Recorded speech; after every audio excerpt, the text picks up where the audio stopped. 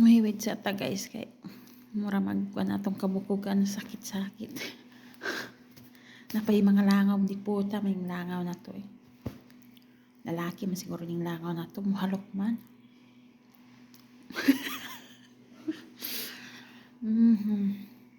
Uy guys, nakabantay mo nga itong kuan mo ana nakasulay mo ana nga sa unang panahon nga medyo kuan pa ka mga edad kay mga 12 or 15 or 16. Nakamatikod mo ana nga sa inyong mga iyaan og apuhan na ay pinalabi nga apo or pag umangkon, di ba? Naaman yun na, hindi man niya malikaya na Kanya, kanan di ay kaysa ako mga iya og apuhan sa side sa akong papa, no? Sa side sa akong papa na agyoy apo o pag umangkon na pinalangka pero hindi man ka pwede mahimalangka kay ngano inig di na makakamoy, di na makalingion, di ka ni mahatag bisag piso. Oo, tinuod na unya muhatag ka bisag unsa mahatag kag baka kanding pero ikaw magdaot ka magkinaon sa ka diha dili ka lingion, di ka tagaan, di ka suportahan unsa imong kinahanglanon magkamang ka maan na baliwala na lang nila manang di ka pwedeng manghimalangga og pag umangkon og apo dapat pantay kay naay diha apo nga musuporta nimo bisag di mo siya pinalangga bisag unsa pa siya nimo siya sa unang panahon. Pero sa side na sa akong papa, sa side sa akong papa naa dito ang mga marites. Bisag wa kay gibuhat magpundok-pundok ng mga marites dito sa barangay Gingkalaban, no? Magpundok-pundok na sila nya moto isang nako diri sa ubang bansa na ako mga dungan ng mga istorya ana-ana mga istorya mga sakit ana-ana kabahin day sa akong papa birthday atong petsa 3 ining bulan ng December. Ako'y nagasto tanan. Ako mga igsuon wala sila giambag, wala tinuod man wala sila gihatag sa birthday sa akong papa. Ako tanang nagasto nya ang nakaparat lang dito sa side sa akong papa iya pang mismo igsuon pero di ko mamitsog ngalan iya pa mismo igsuon nagbagutbot kay wala daw gi-invite kinahanglan pa bang i-invite nga tugkaran raman ang balay, di ba? Dili naman angay i-invite ka na tugkaran ra ang balay. Diyos ko ano bakol ba ka kay di ka kabalong mo lakaw nga kaduol ra ang balay ana pa dyan nga bongga daw oy excuse me wa mo'y labot og akong handaan akong gastusan akong ginikanan anang birthday total ni balos lang kung giunsa ko pagpadako nila kay bisag pobre mi wa man mi magpangayog piso ninyo. Oo, wa man mi magpangayog piso naning kamot man mi bisag pobre mi bisag masimig pangguna sa una sa katubhan manapas og tubo at least maning kamot ka wa kay taong gi inaapakan inamaktamakan mas kami pagani dinaog-daog naman talaga kami dinaog-daog man talaga kami tinamayan sobrang pagtamay namo ana pa jud ang uban nga kami daw pinakapobre sa barangay Gingkalaban kay aga mo daw balay sa ug gugon ang atop. Maunay klaro pagka-istorya wa ako na makatinuod na pirmi ko makanuog ang mga istorya mga chismis ana bisag na anak ko diri sa ibang bansa ang mga tao di sa barangay Gingkalaban dito mga chismosang himantayon way silingan pero naarak tugkaran ra ka ng mga chismosa marites manang mga luluoy gyud taon akong papa kay dinaog-daog yun mi dinaog-daog syempre dili gud mo kuan musukol tinamayan gid sobra na time na alaala ko pa yun nakainomdom pa ko nga ato na time na ako sa Manila nagtrabaho sa akong amo nga Chinese pero dugay ko sa Manila no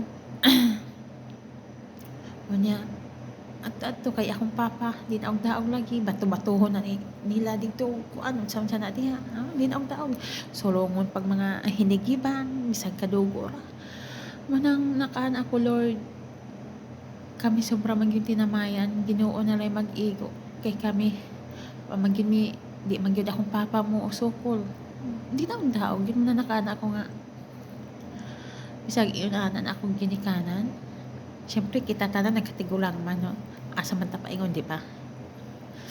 Manang kita maningkamot ta o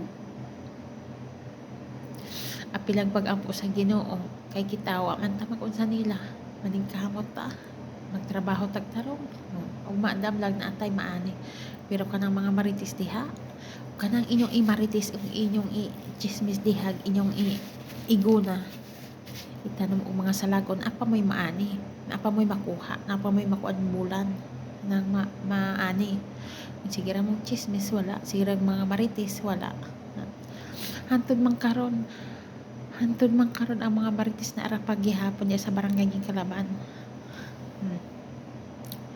Ako pirmi akong kadung ana kay ako man inya akong papa di gyud musukol oy adi siya musukol oy pero okay kuan na siya mahubog magsigyaw-yaw pero di gyud na masukol daog-daog yung niya nag Ginoo wa gyud mi tawo kuan sobra na yung pag-antos namo sobra na yung kaming dinaog-daog pero kinsay nagdaog-daog mga kamag-anak ra mga side ra po diha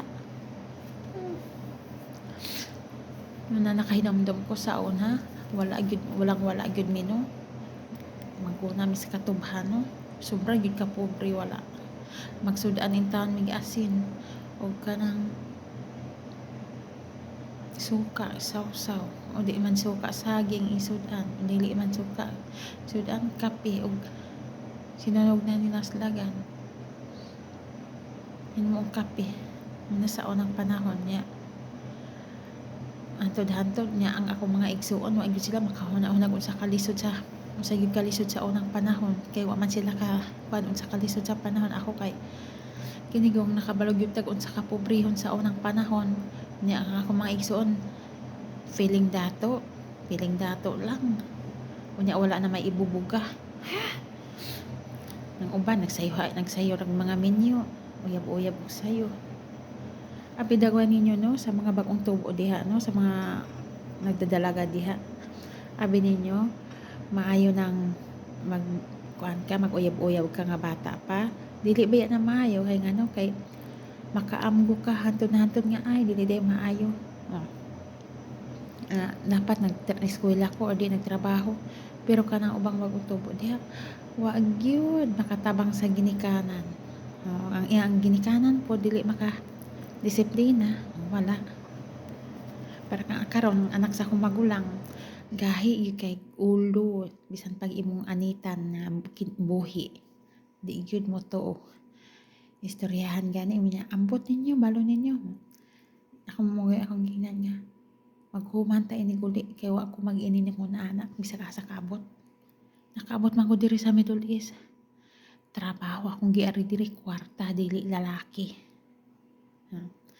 bisan man sa una wa gyud ko muhatag sakit sa ulo sa akong mama papa ang nihatag og sakit sa ulo mga problema akong magulang ang akong manghod kamanghuran o katong lalaki sila mo nihatag og problema badlungon kay sobra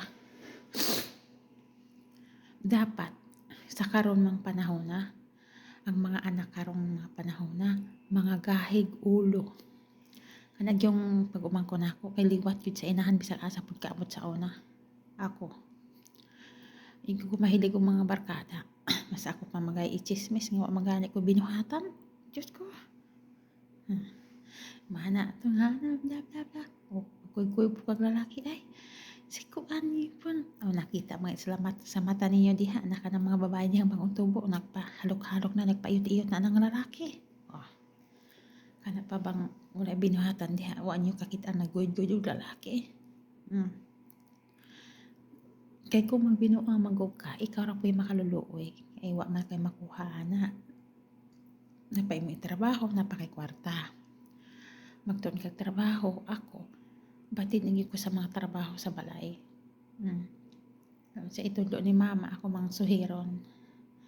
Ako'y anak na lahi sa akong mga igsuon. Na akong mama si Giyaw-yaw. Si Giyaw-yaw kay ako mga igsuon mga kahigulo. Si konsumisyon ko dili lagi magpaka-stress kay tigulang na tao dili pwede ma-stress ta. Mo to kung kingan nga pasagdaay na kay ikaw rin magkasakit mabughat tungod naman ang mga gahig-ulo. Ngina ko ako unya mo pa kung anak nila. Ko kabalo niya nagunsa ko kabuang pod. Ko kay ako wa man ko mag-iningon. Nakaabot man ko diri sa Middle East. Naningkamot man ko para makasuporta pero sila wa man maningkamot ila ha. Biga raman. Anang mag-eskwela diha sa kuan. Pa-eskwela ang uban wa man maningkamot. Nakuan niya anang mga lalaki. Kanang lalaki di man ka madato. Di ka madato anang lalaki. Kanang lalaki higo ra kang palami-lamian ana. Di ka madato anang lalaki. Kanang lalaki kung nakay problema makatabang na. Ang katabang ka na rin mong bangag mo ituslokon mo na makawala sa problema dili mawala ang problema ana kanang bangag tuslokon niya. Kanang lalaki way trabaho. Uy, Diyos ko Lord. Kapalon ako sa mga lalaki style. Lamin na ka ng mga lalaki sa Pilipinas. Yung mga palaigit, palainom. Ay, nag-chat ako. 40 na ako na kong edad. Uy, wa makuilabot. Kaya umakumain yung piso. Uy, wa makatang na ako. Ikano na ako. Bisag piso. Bisa mabot ko anong akong edad. Nga dako, wa kuilabot ninyo. Kuwan ko mga inyo bisag piso diha. Kaya ako naningkamot ko. Kana lalaki makadato na. Lami-lami ra ng mga kuan diha. Tawag ko si Maritil. Pagumangkot. Kuan diya sa mga uyab-uyab diha. Ikay natuslo ka na sigurong bilat. Munang kuan ka ng maunang iskot-iskot ng uyab. Di na ako mawa ng uyab ang mga lalaki sa Pilipinas. Di na ako mawa ng mga lalaki. Labi na mga palaigit. Inom, sugal, drugs. Mga babae, mag-date-date, mag-iyot-iyot diha. Sa na diha. Igo ra kang dulanan. Amang sa lalaki ngay karon. Matigulangon ang mga batanon diha. Sus. Wa na siguro virgin diha nang kuan diha. Labi na sa barangay Kalapan, wa na siguro virgin diha. Itusok-tusok na ang mga lalaki pa. Ato ta dito. Tusok-tusok dayon ng bangag. Kabalo kay lalaki nga. Paborito nila ng bangag. Mukha ng lalaki. Katawaan na lang na ako. Labi na ay bisyo. Sakan ka kanaugan. Labi na kanauban di haway trabaho. Diig yun mangita. Kung trabaho. Misag na anay kagulingong pamilya. Wala. Din man na lang. Hoy ina. Madato. Kung lang tawagan ni ako mga iyaan. O sa unang panahon unta. O nagkuhan silang is-is. O pag-ibig. Or PhilHealth. Kaugalingon nila. Wala. Ang ilang kwarta bisag asa ihatag sa pag-umangkon hatag dito hatag diri. Ako ibalos lang ko nila. Iyang ubang mga pag-umangkon mga apo wala kay kahatag. Mas ako pa mga nagsuporta sa ubang mga apo or pag-umangkon. Lahi ko pagkatao no. Lahi ko pagkatao dali ra ko maluoy pero pag ako'y masuko lapaw sa langit. Huwag ako yung sa puton, lapaw sa langit. Kanang dili ko kauyon, nga kanawa nila gituman. Magwahal na ko diri. Maglukso-lukso na ko diri sa Saudi. Or asa man kong dapita sa Middle East. Kaya ako nangita ko kwarta diri, huwag man ko magwaldas-waldas. Mukaon ko diri. Kamati, sibuyas, pipino. Muna akong kanaon, kaya di naman kumukha o mga karne. Mas nagkaog manok. Tugkan tag mga katol-katol. Kahit wala ko kagawas-gawas nga nagtigong kwarta di na akong balik diri. Panigkamot ako sa Pilipinas. Layo kayo diri kung anak ay problema sa Pilipinas. Di ka dali-dalig lukso lupad. Kung sa man ang mga amo, kayo ang mga amo isa kung sa nakabuutan na magunay mga sungay, mga batasang di mahayo. Manabitan ang uban, buutan na yung amo na siya kung sige panghatag. Hoy, bisag unsa pa na ipanghatag na agi panahon nga ang mga sungay sa mga employer.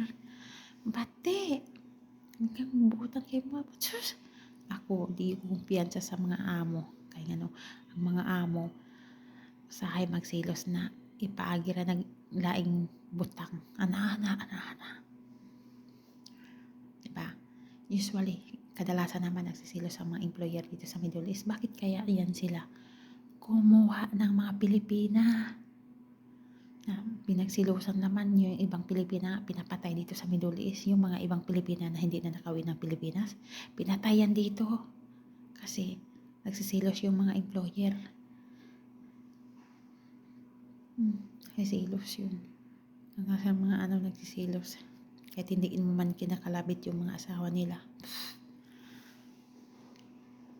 Para sa akin, kahit tumanda na ako ng ganito, ako yung pagsilusan, magpatay tayo. Hindi man ako pumunta dito para pagsilusan mo. Hindi man ako nangalapit sa mga asawa niyo.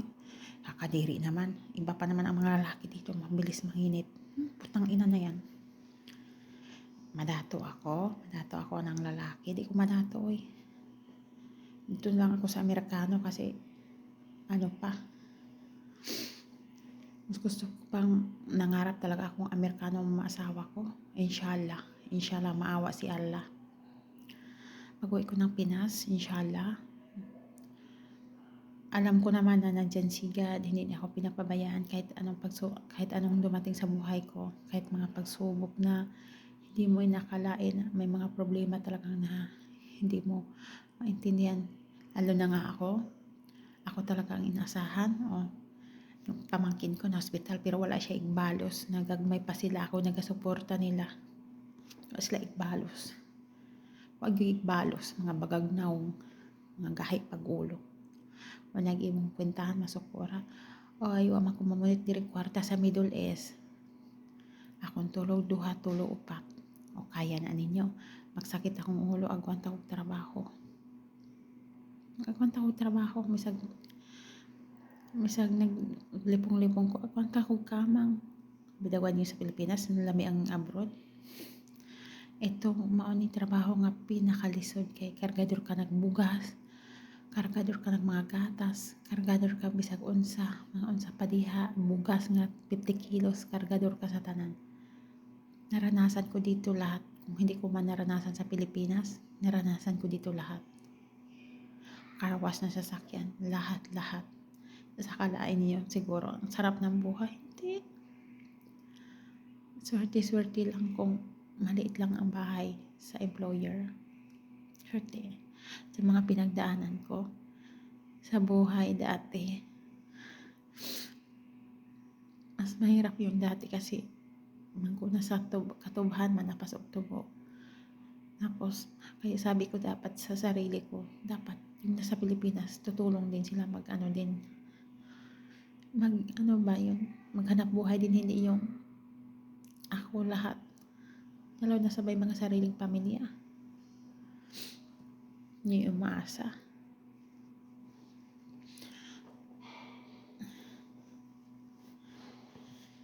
Kaya may namatay ng isang OFW sa Dubai. Namatay siya, binawian ang buhay.